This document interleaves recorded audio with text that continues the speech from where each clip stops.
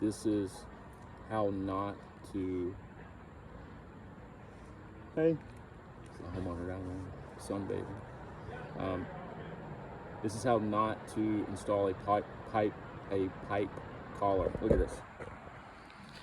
See, first of all, we got a plastic pipe collar that is just laid right on top of the shingles.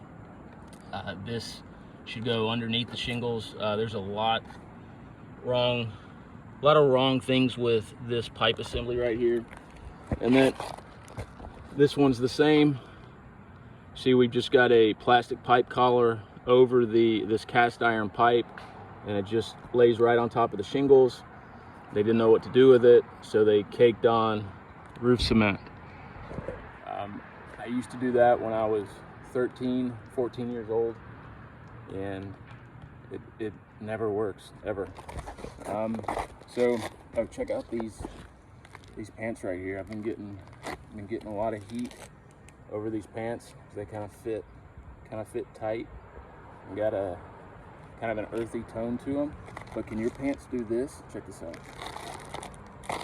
Look at that. I'm never afraid that they're gonna rip.